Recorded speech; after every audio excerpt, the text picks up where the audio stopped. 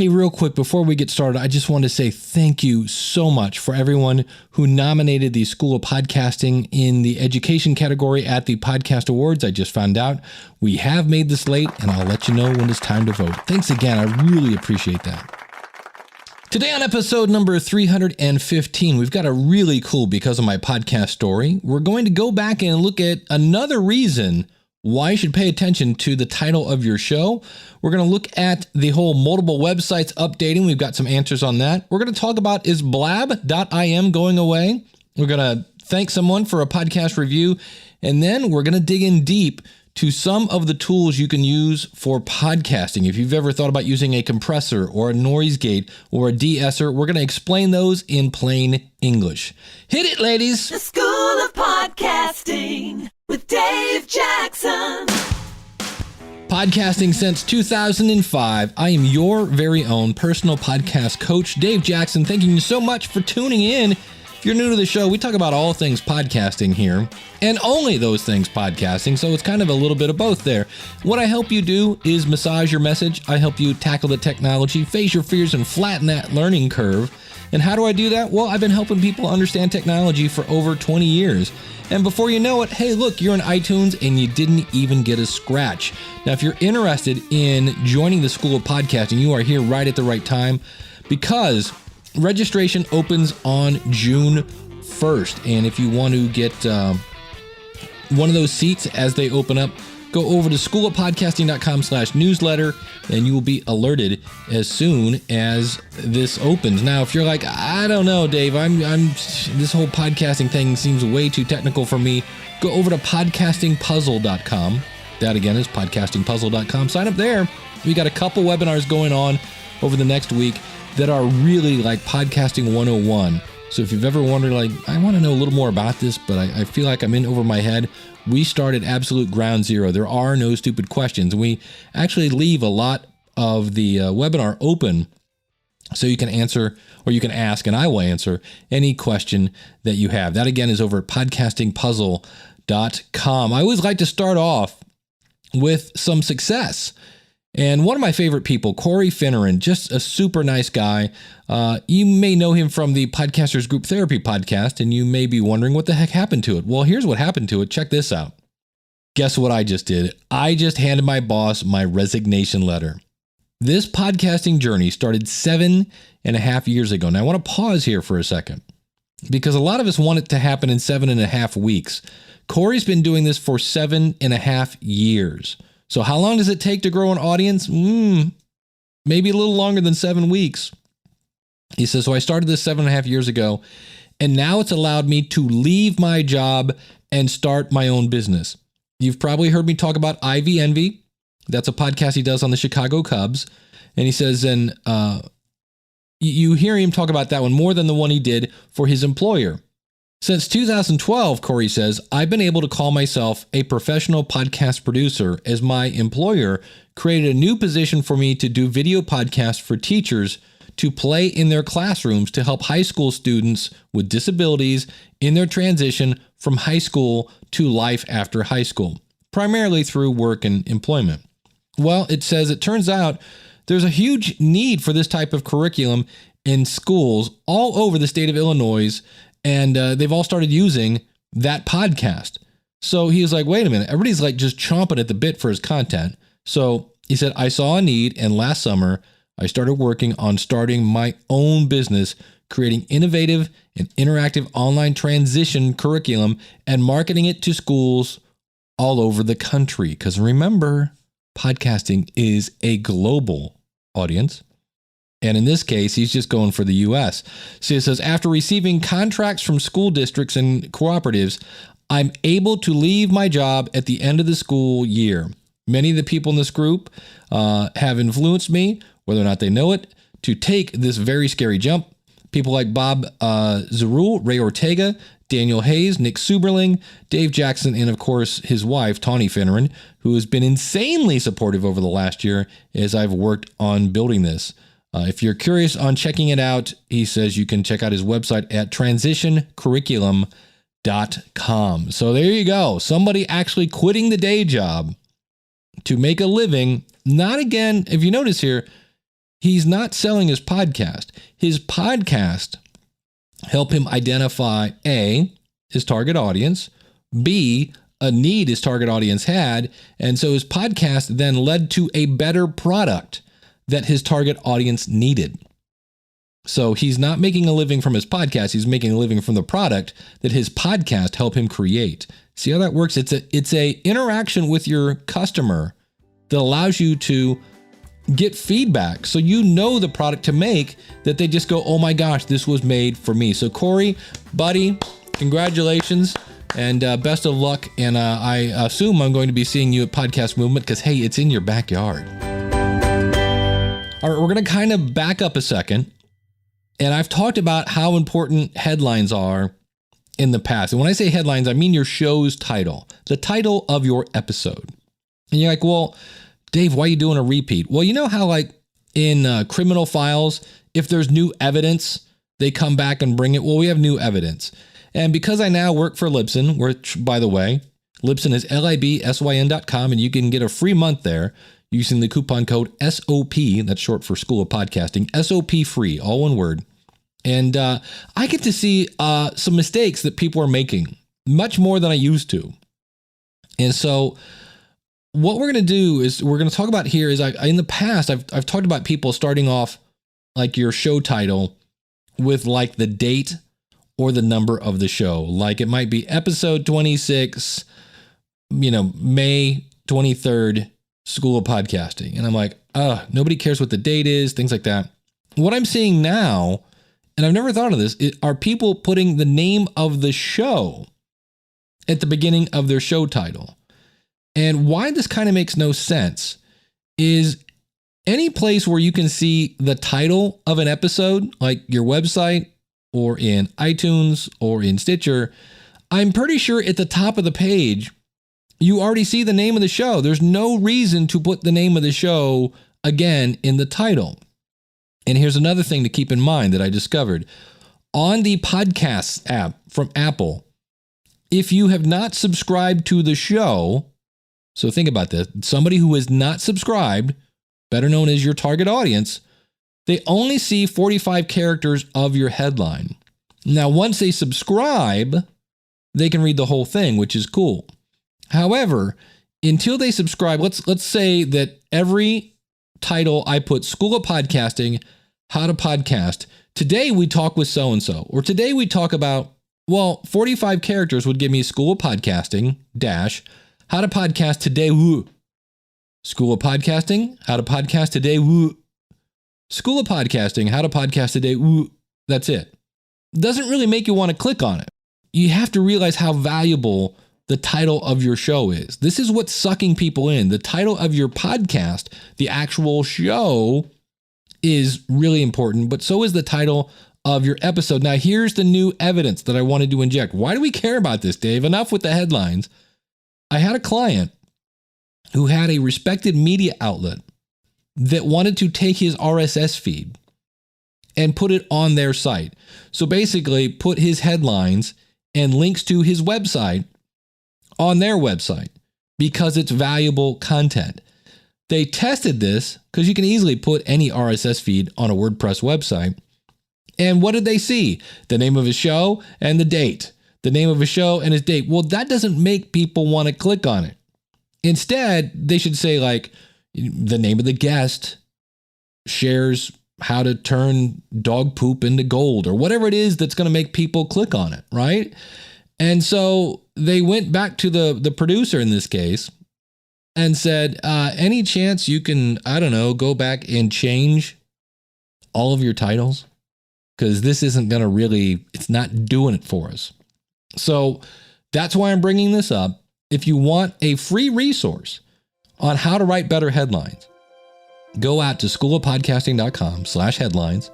And I've basically found a bunch of tutorials, some software, all sorts of free stuff that you can use to make better titles. Because if you want more downloads, it starts with your headline, with the show title.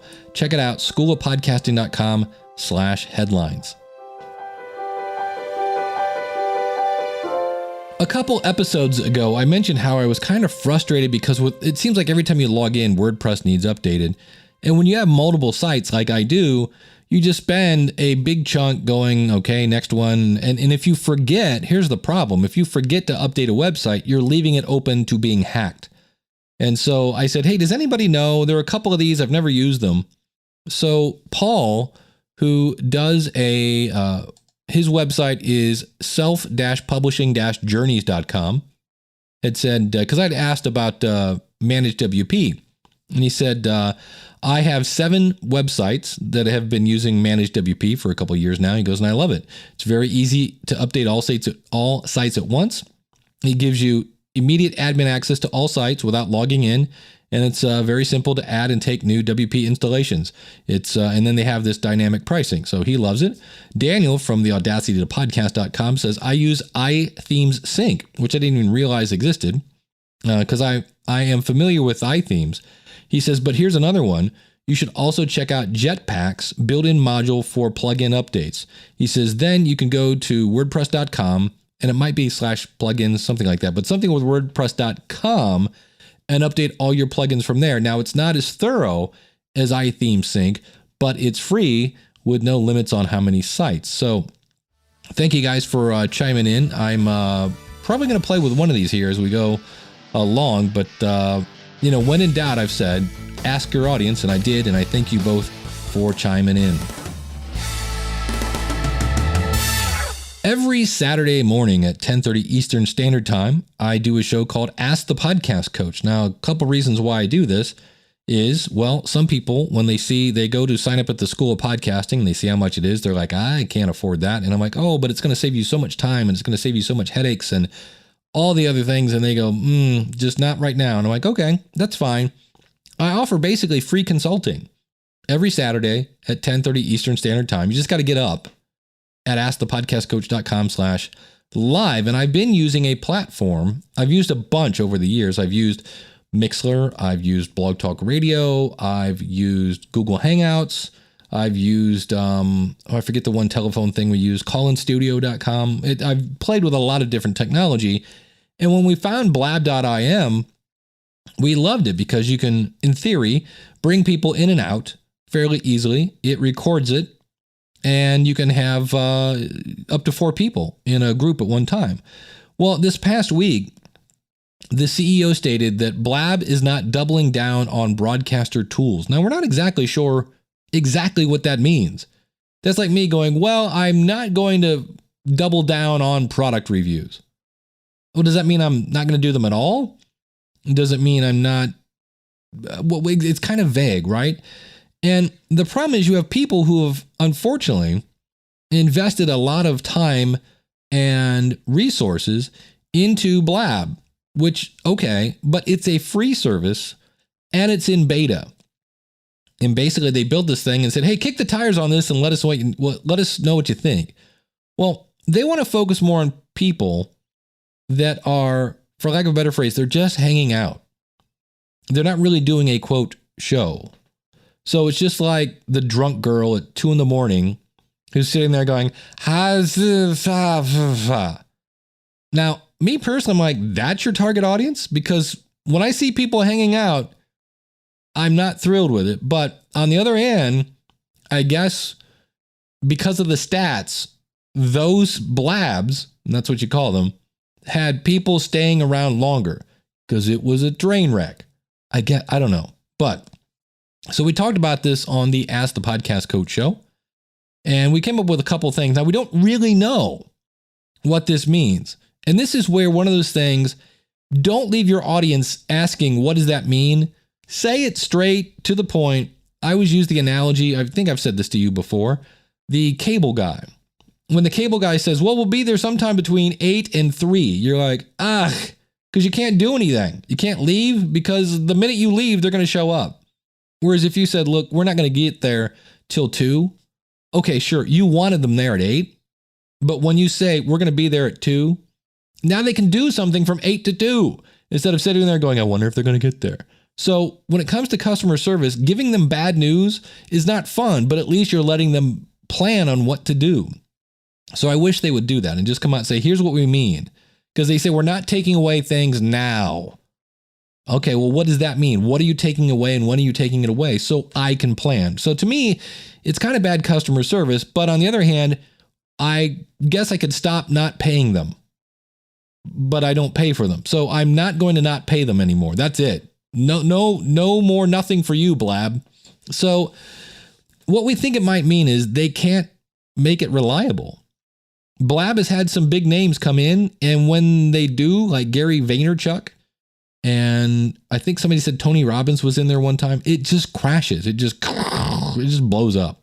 And maybe they kind of went, we didn't expect this many people to be on it. And now that they're coming, it just won't stand up. The other thing, if you compare podcasters who are doing a show and want it to be reliable with great audio quality and things like that, we might be a little bit more perfectionists than the drunk girl on Saturday going, I don't know, he left me. Or whatever, 3 guys in one brain going, dude. Did you see the Orange Mountain Dew? Whoa. I don't know. But that might be part of it. Maybe we're not a great audience. We're a little high maintenance and we want everything for free. The other thing, and they said this, they did give us this. They're working on another project. It's some sort of app for teens. So, okay, I appreciate that. But the reason they said that is because they kind of went, this is as good as it's going to get for a while because we're not really worried about things breaking over here. So I do appreciate that honesty. So that way if things don't work, because I know I logged into last Saturday and I was there for about 15 seconds before it kicked me out. Don't know why. It was fine the rest of the day, but it's a little weird. So what does this mean? Well, it means I'm not leaving the platform until it just doesn't work anymore for me. But I am keeping my eyes open for other options. So here's the thing. Let's say it does go away and people will be mad because doggone it, I was giving them lots of nothing and I expected them to give me everything for my nothing. And this is why I always say don't bank on free tools because they tend to go away. But why would it be good if they died? Well, on one hand, somebody should say, wow, there are a lot of people who want high quality, reliable tools, and they'll probably be making some sort of other service that will be in the same way that Blab was like a cool way. It was kind of like everything we wanted in Google Hangouts but couldn't get. So somebody's going to come along and say, all right, how can we take some of the best tools of Google Hangouts and the cool stuff of Blab and put it into insert the name of that?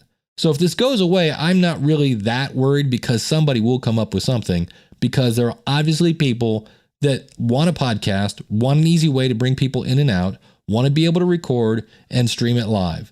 And so without a bunch of ads and without a bunch of other stuff. So it'll be interesting to see, but that is the latest update on Blab.Im. No, it's not going away. We're not 100% sure what it's doing, but we know it's not going away. One of the ways you can support the show is by going to schoolofpodcasting.com/iTunes. And that will take you over there. You can click on show in iTunes, I think, and write a review. It'd be even better if you subscribe to the show. Even if you don't use the podcast app, maybe you're using an Overcast or Stitcher, subscribe in the podcast app just for fun. It helps us shoot up the charts. And while you're there, write a review. I want to thank Alan B., the tractor guy.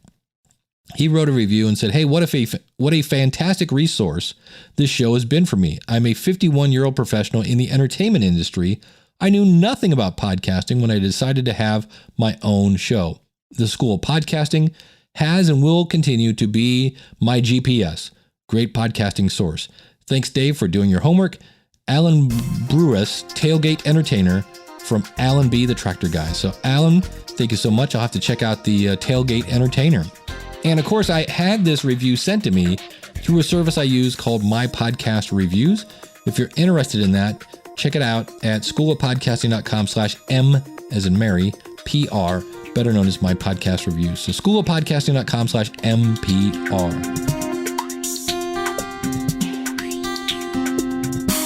Next up, you're going to hear me talk with Chris from Podcast Engineering School. And this is something that's not quite open yet. He also runs Fractal Recording. And I just want to say this before we get into this. Why am I talking about this? Well, on one hand, again, it's about knowing your audience. And I've had people ask me these questions. In fact, one of the questions, what the heck is a de-esser? Because I can't seem to make a difference in my voice, is my own question. So I wanted to talk about some of these tools, but I want to say this up front. You don't need a compressor, you don't need a noise gate, and you don't need a de-esser. But a lot of us, for some other reason, it's in our DNA, we always want to make things a little better. I think it's because in the heart and soul of every podcaster is somebody who wants to help other people in some way or another, whether we're making them laugh, cry, think, or groan. We want to give to people. And if a compressor or a noise gate or something will somehow make the experience better, we'll jump through that hoop. And so I'm bringing Chris on to help explain what is a compressor, what is a noise gate, and what is a de-esser, and what does it sound like when we use it? What does it sound like when we mess it up? So here is my conversation with Chris. Well, joining me, we're kicking the tires here again on Zencastr, is a new podcast about podcasting. What's kind of cool is we always hear about people kind of niche down.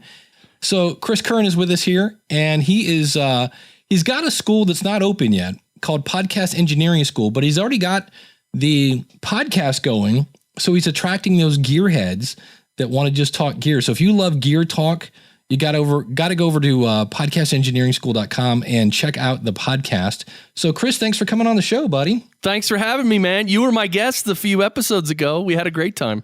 On episode number 11. Yeah, yes. That was awesome. So you mentioned in your podcast that, you kind of come from a music background, working in studios and all. Tell us a little bit about your background in that aspect of it. Yeah, so I've been a drummer since I was probably 15 years old, and of course then my friend down the street played guitar, so we started jamming, and then we wanted to record it, and my other friend had a 4-track recorder, so I borrowed that, and I started recording and everything, and then after I graduated high school, I went to school. I went to the recording workshop actually in Ohio to learn the basics of music production and engineering, and that was awesome. And then I went to New York City after that and became an intern. And then I worked at a few different studios in New York, learning how to make records and, getting some album credits, meeting some famous people. And it was a lot of fun. And yeah, I'm totally into audio engineering, and I have been since that 4-track. So I just love it. Because you mentioned in your show that kind of when you came over, in the same way that people like Eric K. Johnson, who's the podcast talent coach, he came over and was kind of like, wow, these guys are making some of the same content mistakes that the radio guys made years ago. We come over to podcasting, now we're making all the same mistakes. What do you think are some of the mistakes that podcasters are making that new engineers make? I think a lot of beginning podcasters, they think they just turn on the mic and they talk into it and that's what it sounds like, and that's a podcast. Well, there's so much you can do to make it sound better, and the reason you'd want to make it sound better is to make the experience better for the listener. When the listener turns on any audio, they should be able to hear everything. Everything should be intelligible. Everything should be balanced, at least in a general way, so one thing is not really loud and the other thing is a whisper. You know what I mean? So it just presenting the audio to the listener so they can hear it and enjoy the content, because we all know the best sounding audio is when the listener doesn't even hear they just hear the content. They don't even recognize sound or microphones or anything. It's transparent, right? Yeah, I think we share a pet peeve, which is if you make me ride the volume knob, the next knob I'm hitting is unsubscribe. Totally. That happened to me driving about 85 miles an hour across Utah on one road trip, and I was listening to podcasts, and I swear to God, at least every other podcast, the volume differences between the speakers was so great that I couldn't listen. And not only volume, the EQ. Some of the voices were really bassy, and some were like tinny and harsh. It's crazy. Yeah, it's just one of those things with a little insight, you can eliminate those problems pretty easily. And so that's one of the reasons why I wanted to bring you on is, we have the typical person they've got their microphone, maybe they've got it down, maybe they figured out a little EQ, but a lot of the things that I get questions about, I wanted to bring you on and kind of see if we can break them down into plain English. And one of those is a compressor. In general, what a compressor does, it compresses the dynamic range. So the things that are really loud they get squashed down a bit. The things that are really low, they get pulled up a bit, so that when you're driving across Utah at 85 miles an hour, you can hear the low things and the high things aren't too high to blow you out. The other way that a compressor, or the effect that a compressor has, is the more compressed something is, the more in your face it seems. So sometimes you'll hear a voice and it seems okay, but it seems a little further away than maybe another voice. If you compress it, it sort of brings it up into your face a little bit, and then it's easier to hear because it's right in front of your face. Yeah, because there are times when you can look at the levels and it's like, well, it's loud enough, but I'm still having a hard time maybe hearing what it is or understanding what it is. And then the compressor kind of, like you said, makes it a little more in your face. And that's when you're out walking the dog and you're like, I still can't understand what they're saying. Well, the level thing is interesting because when you see a really healthy level, but it doesn't seem that loud, usually it's because there's a lot of bass in the signal. Bass frequencies really carry a lot more energy and power. So if something's really bassy, the level is going to look like it's crazy high, but it's not, it's not going to seem like it's in your face. So that's another thing with EQing. But anyway, we're talking about compressors now. But that's very cool. See, I was something where I kind of always thought that, but it's nice to have it, because you can easily say, well, the levels are the same. This guy's at, -6 and this guy's at -6. But if you got your friend Barry with you with the bass on, that's actually, hold on. Where is it? Yeah. Oh yeah. There's Barry. Exactly. So if we get into the knobs, the first thing is called threshold, which means what? Threshold is it. You're just telling the compressor when to start working. So let's say your threshold is, how do we want to say this? Let's say your threshold is -10 dB. Okay. So if there's a signal at -20, like if I'm talking right now and I'm about -20, -18, the compressor's not going to work yet because the compressor's only going to start working when the signal goes above -10. So if it goes to -15, still not going to work. If it goes to -11, still not going to work. Once it crosses -10, once it crosses your threshold, then the compressor kicks in and starts acting. So when it goes to -5, let's say, or goes to even 0, the compressor is going to start compressing that signal down. Got it. So it's kind of like the watch guard. It's like, all right, here, Mr. Guard, stand here. If you see, and it's always kind of weird because in audio recording, you go up to 0. You don't start at 0 and go up. You start at minus whatever and go up to 0. And if you go over 0, you're actually distorting, which is always kind of a little confusing. So you could say, all right, anything above -10, I want you to watch for that signal. And then I guess that would bring us to the next knob, which is typically what? Well, you got your ratio. Right. Yeah. So your ratio is actually very simple. So if you go above -10, let's say you go to -5. All right. Okay. You're 5 dB above, right? Right. You're kind of past the line. You're like, hey, Yep. So the watch guard kicks in and goes, hey, wait a minute, buddy, you're 5 dBs too loud. Exactly. You're 5 dB over the line. So what if you set the ratio to 5:1, it's going to take that 5 dB above and it's going to squash it down. Now it's only 1 dB above. Oh. So instead of going up to -5, you're only going to go up to -9. I see. Yeah. Interesting. And if the ratio is 2:1, that's a lesser of a ratio. It's a more mild ratio. Right. Yeah, you could put it up to 20:1. So basically you can go 20 dB above and it still squashes it down to 1 above. That's more extreme. So the higher the ratio, the more extreme the compression. Got it. What is the characteristic of something like a 20:1? Does it sound different than, something that looks like 4:1 or? So here's the thing. We're talking about compressors, but I'm sure everyone listening has heard of a limiter. Right? You can put a limiter on something.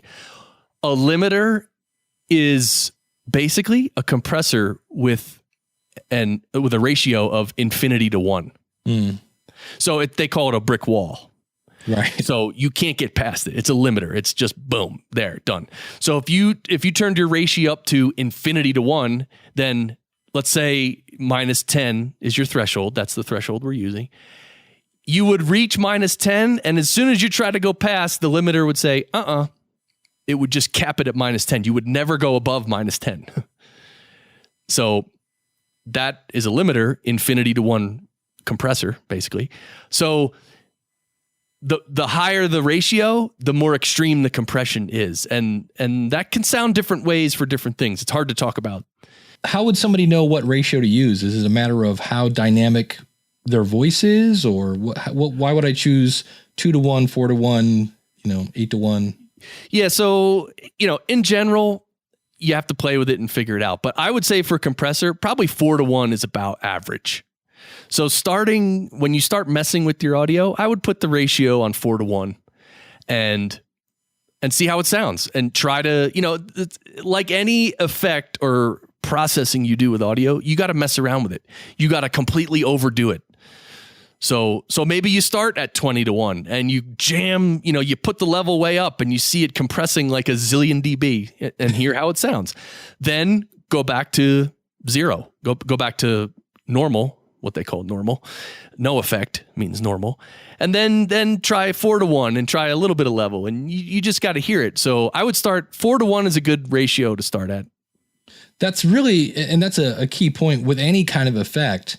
In the end, you're just going to vote with your ears. Exactly. Because the numbers don't matter. Is the listener, me driving across Utah, am I going to say, use the 6-to-1 compressor? I don't like this.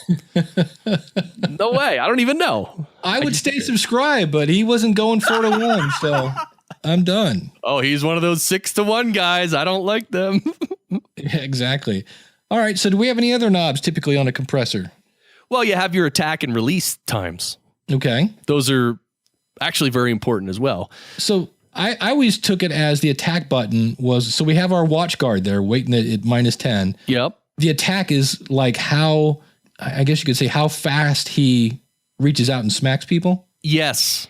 Okay. It's in milliseconds, and it's how fast he acts. Yes. Okay. So how attentive the how fast you squash things basically, or how. Got it. And so that's the attack. And then the other one is the release. Okay. So that's the same thing. When you're above minus 10 and the compressor is compressing you, right? When you come back down, eventually you're going to go back down past the minus 10 going lower, right? Mm-hmm. When you pass minus 10 going down, the compressor can still act for a little bit longer if you want it to. So the release time, once you pass minus 10 going down, how long does the compressor continue to act for? So if you have it on 1 millisecond, which is very short, as soon as it goes past minus 10, the compressor will release, and then you're not compressing it anymore. But if your release time was 1 second, 1 full second, as soon as you go down past the minus 10, the threshold, as soon as you go under the threshold, it'll still compress it for another 1 second. And it'll release the compression, but it'll release it over a 1 second period. Got it. So I picture this like if I was over in the UK, right? I've got my guard there with the big black hat at Buckingham Palace. And the attack is how fast he jumps on a sound wave that goes over the threshold. And then basically what's the other one again? Release. The release is how fast he gets off of him. So he tackles him at the door and squishes him down. And it's like, all right, well, the release is how quick it takes for that guard to get off him and say, all right, go on your way now that you've been compressed. Exactly. He can throw him away real quick. That's a quick release. Or he can take 5 seconds and march him all the way to the curb and throw him in the middle of the street, which would be a longer release. Yep. What is overly compressed audio? What's a sign of that? Like if you listen to something and you're going down the road at 85 and it is over compressed, how do you tell that? Is there such a sound as over compressed? Yeah. And it's called pumping and breathing. So you hear, it just sounds completely artificial. Like when someone says something like really loud, the loud part gets crushed, gets compressed so much, it just sounds unnatural. It's literally unnatural. And the part when they're speaking really softly, it actually seems louder than when they were yelling because it's so compressed. So, and then when someone stops talking, there's this, they call it pumping and breathing. You'd have to hear it. But yeah, that's all it is. It's the compressor turning on and off in an extreme way, and it just sounds completely unnatural. Right. Because at this point, you've gone from reducing the amount of dynamics to basically eliminating them. Exactly. So, right. Every voice, every music, every sound needs dynamics. You need loud and soft a little, to some extent. But you can't eliminate that. If you compress something so much, it'll literally just become one static signal, like white noise. And that's not natural. That's not how someone speaks. So, absolutely. By the way, before we leave the attack and release times, I just wanted to mention real quick about them, especially the attack time. The attack time, like when I say the word time, you hear the T on the front of time. Right. If I've found out that an average attack time is about 30 to 35 milliseconds.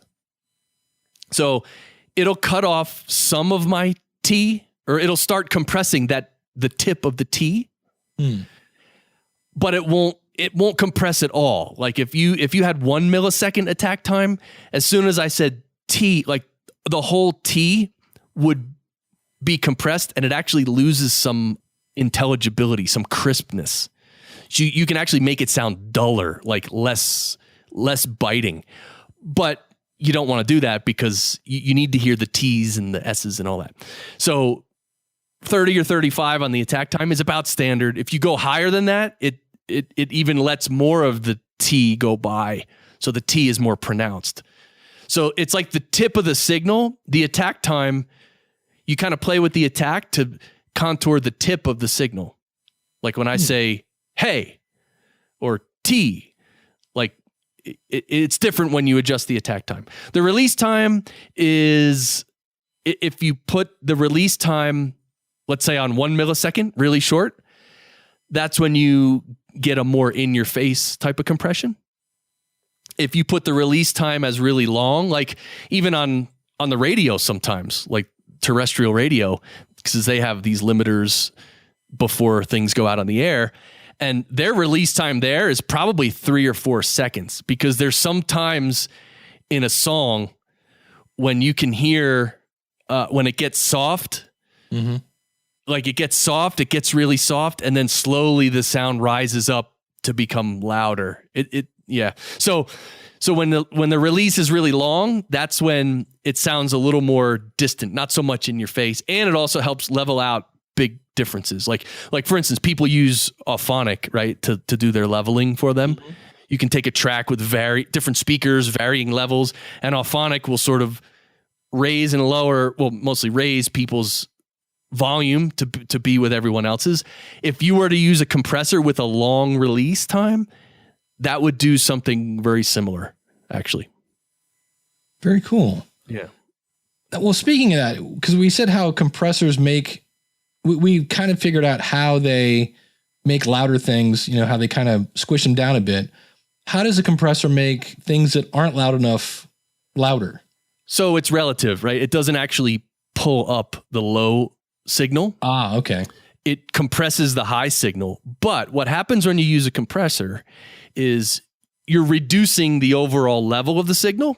So there's always this output gain knob. That's the very last part of the signal chain of a compressor, where it's called makeup gain. That's what they call it, because within the compressor, you're bringing the level down.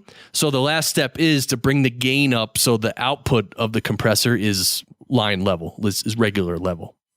So when you turn up the makeup gain, let's say you turn the makeup gain up 10 dB, in essence, what you're doing is you're raising the whole signal up, but you're also raising the low level up 10 dB. Got it. All right. That makes sense to me, because we've taken the loud stuff and basically said, no, you can't go above this line. So consequently, we lost a little of that volume. So now we're turning it up, and in doing that, we're turning up the bottom end a little bit. That makes sense. Yep. Turning up everything equally. Yep. Yeah. Very cool. Well, the other fun little toy that a lot of people hear, and it does come in handy, is a noise gate. And the way I've always explained noise gates is I use the example, because this is when I started out, I was in the basement next to the water heater, and then I had the washer and dryer on the other side of the basement. In stereo. Yeah, it's a great recording environment, I got to tell you. And when the dryer was on, I would actually try to record with the dryer on. Now, I can tell you from personal experience, don't try to record with the dryer on. But because I was right next to my microphone, when I would talk, I would be at, whatever, let's say -10 again. Right. But if I quit talking, the dryer was way down there, but you could still hear, especially if there was something in the dryer with a zipper in it. Ooh. You would hear it in the background. So you have one volume that's, at a certain level, and then you have something like birds or the fan in the background or whatever that's still heard, but it's not as loud. And so kind of like our watch guard at we'll take that same guy from the compressor and say, come over here. And now you're basically telling him, look, the only thing that can get on the mic is something that has to be at least this loud. And so that's how I've always kind of understood them. And what are your thoughts on noise gates? Is this something that people should use or shouldn't use, or do you like them? Do you hate them? Yeah, well, I love anything audio. It's a tool. It's in my toolbox. Right. Yeah. So a noise gate, the technical term is an expander. Oh. So you have a compressor, right? Which compresses the dynamic range of a signal, right? Your expander, which is a gate, expands the dynamic range. So what it does is, in your case, you have a dryer going and you have the guard there, and you tell the guard, look, anything that is below -30, I want you to push it down another 20 dB. So if it's -31, I want you to push it down to -51. And what you're doing is you're expanding the dynamic range, because now the dynamic range is bigger between the soft stuff and the loud stuff. It's more extreme. It's expanded dynamic range. So a noise gate, that's what it does. The cool thing is, well, a noise gate, typically the ratio is very high. So you know how the compressor had an attack and release? Well, the noise gate has the same thing, and it also has a ratio. So you can push it down even more. So that's a noise gate is an extreme expander, just like a limiter is an extreme compressor. Mm-hmm. So you can use a noise gate to push down the lower sounds like that. So the danger in noise gates, because they are very handy, is that you push down some of your audio that you don't want to push down. So finding that threshold. So first you might set it at -30, but then you might realize that some of the trails of your words get cut off because they go below -30, and the expander says, all right, we're pushing you down even more. Or it happens a lot on breaths. Like when you take a breath before you talk and talk and talk, sometimes like the first part of the breath is so low, it's below -30. So the gate will push it down. But as you inhale, you go above -30, and then it doesn't push it down. So all of a sudden it's like it's like an extreme breath or something. It's weird. So it's just weird. So gates are tricky, and there's some people who actually record to tape with a gate, which unless it's an extreme situation, I would never do that, because if you cut off any part of what you actually want, and you're not going to record it, it's gone forever. So I would always use a gate after you record, if possible. But they are very handy. You just got to be careful with gates, and most times you don't need one. Most times you shouldn't need one, because you should make sure you're not sitting near a dryer. Think of it that way. Exactly. That's the key part. If you can avoid having this stuff in the first place, then you don't need all these tools. Yeah, because if you turn on too much, then you end up sounding like Aaron Neville and every other word. You're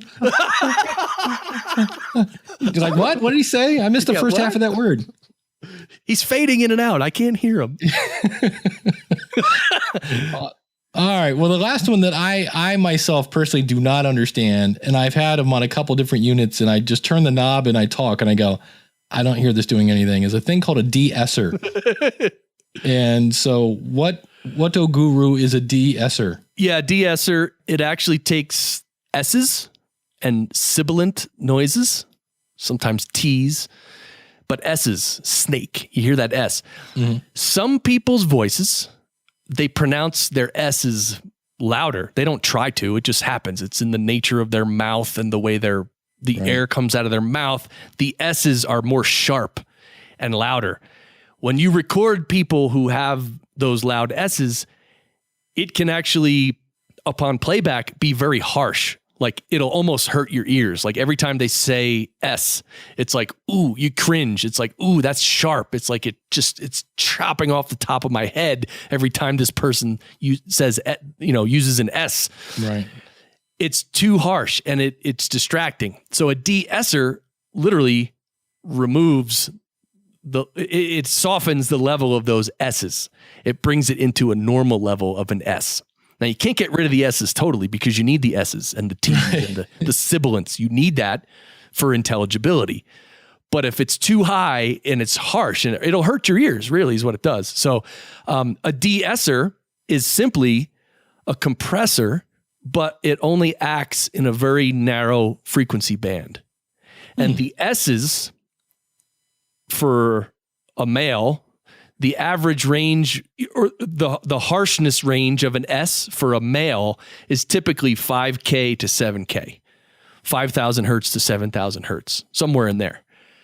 For a woman, it's a little higher, 6,000 to 8,000 kind of. And look, and there's exceptions all over the place, but that's just the rule of thumb. Right. A de-esser will monitor the sound of the signal, and anytime that frequency band, let's use a male, 5K to 7K, in the 5K to 7K range, anytime that goes above a threshold, it'll squash it down, but it's only squashing down between 5 and 7K. It doesn't touch any other frequencies.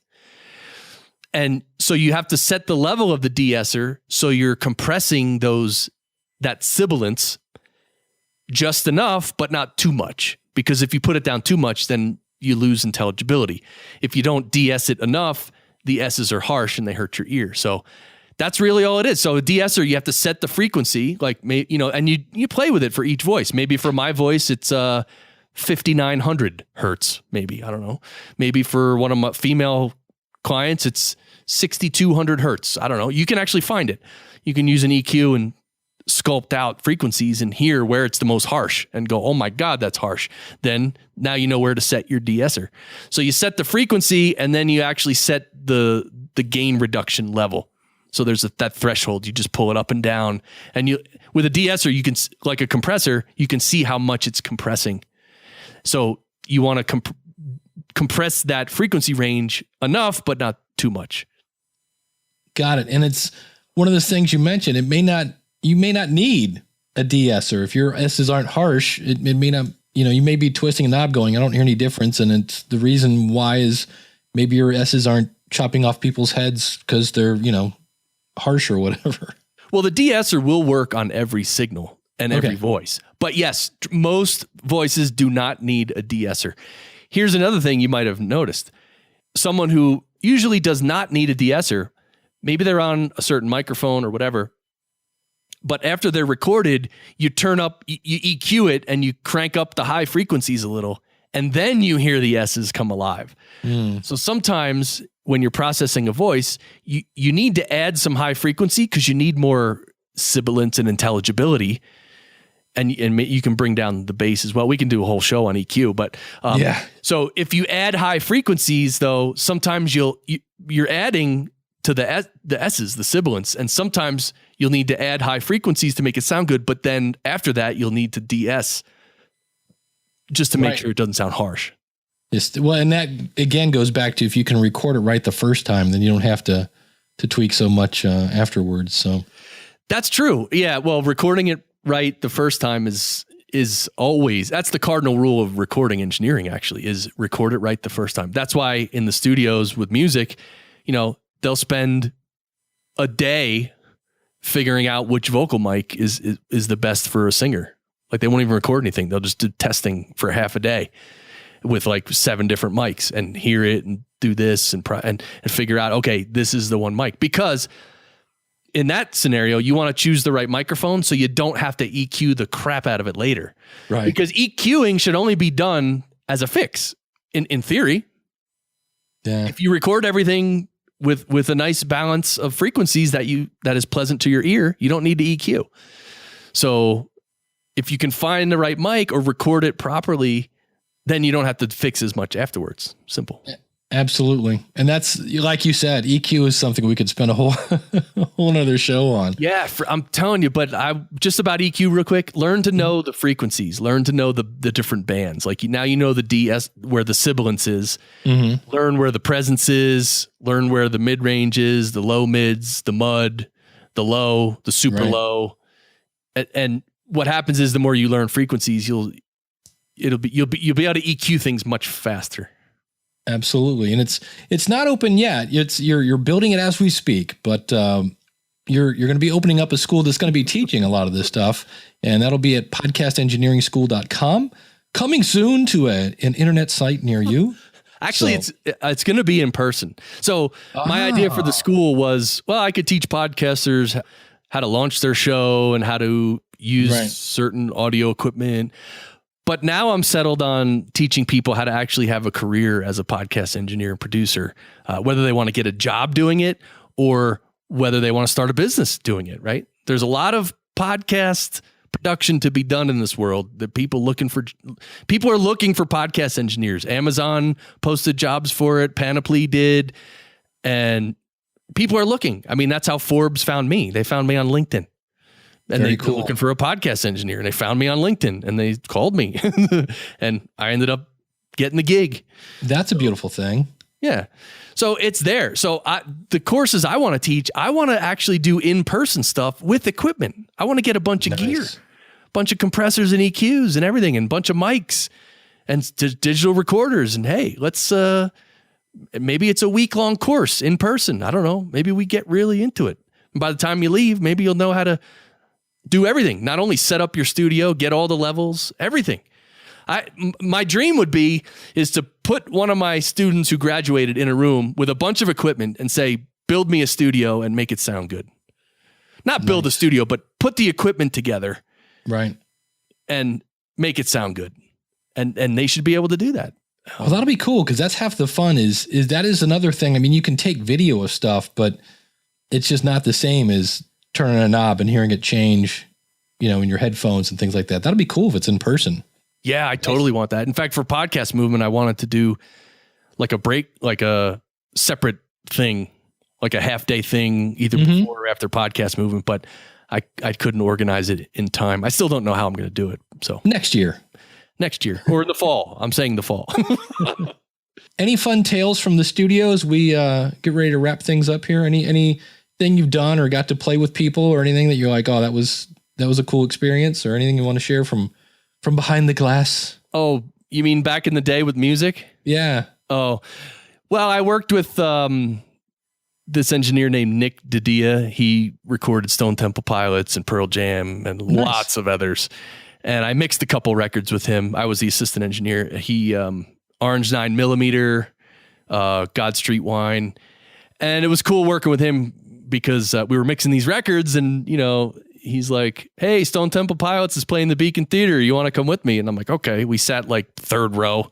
And then afterwards we went up to the hotel. We were playing cards with the band. And so it was pretty cool to meet them. Then a few sessions later, he's like, or like a week or two later, hey, the label sent these bottles of wine. You want them? And I was like, oh, this is back when I drank. Yeah. I was like, okay. And then like a week later, he's like, I'm not going to be able to go to this concert. You want to go? I'm like, yeah, who is it? Oh, Pink Floyd. All right, I'll go. Yeah, where is it? Oh, Yankee Stadium. Where are the tickets? 6th row. 4 tickets. He just is like, here, I can't go. Take them. A lot of cool stuff like that happened. But I did work on a lot of rap music. I met Biggie. I met Puffy. I met a lot of, Heavy D, who passed away now, and all these people. It was good stuff. But I was in my early 20s, and I could stay up for 22 hours a day. In fact, my longest week, in 1 week, literally 7 days, I worked 117 hours. So do the math. Fun.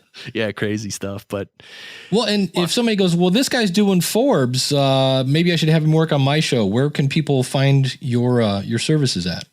Well, Fractal Recording is my company, which I produce podcasts through. So fractalrecording.com. And yeah, that's it. Beautiful. Chris, thank you so much for coming on. And I think we did a good job of putting this into English. Yeah, I think we did pretty good. And I want to say, Dave, I want to thank you for not only for having me today, but for being and becoming who you are in the podcasting world, because you not only provide inspiration, but the experience, the knowledge, and the good nature that you have in dealing with everybody is really, there's so many people that really appreciate what you do. And I really do too. So seriously, thanks for being who you are, man. Well, I appreciate it. It would be hard not to be myself, so I try not to. Awesome. Thanks, man. There you go. Super nice guy. And again, you can find him at podcastengineeringschool.com or at fractalrecording.com. So Chris, thanks so much for coming on the show. Next week, I'm going to do something different. I'm going to podcast naked. Now, what I mean by that is right now I'm using Adobe Audition. I'm using an Electro Voice RE320. I'm using an Aphex Master Channel.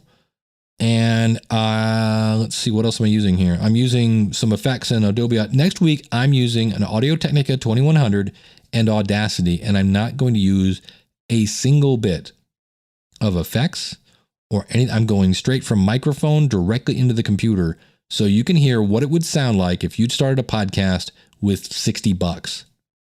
So that is next week's episode.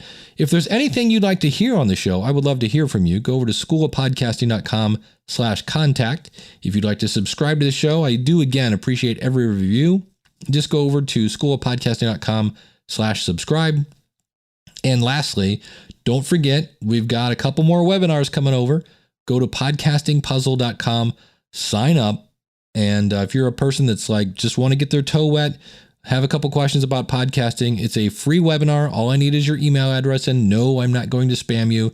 And if you know you want to join the School of Podcasting, go over to schoolofpodcasting.com/newsletter, sign up, and when the doors open, you'll be one of the first to be alerted. So thank you so much for tuning in. Until next week, take care, God bless, and class is dismissed. If you like what you hear, then go tell somebody. If you like what you hear, then go tell somebody. To the relaunch, the reopen, is there such a thing? The open registration date starts in just a few days. That is June 1st is when the School of Podcasting open registration is open, which is hence why they call it the open. I guess I should, oh geez, this is horrible. Got this note from Corey. He says, guess what I just did? I just handed my boss my resignation. Yeah. Jeez. I just handed my boss my resignation. Man, I cannot say that. He says, I've been able to call myself a professional podcast producer. So for basically 4 years, he says, as my employee, man, why can I cannot read today?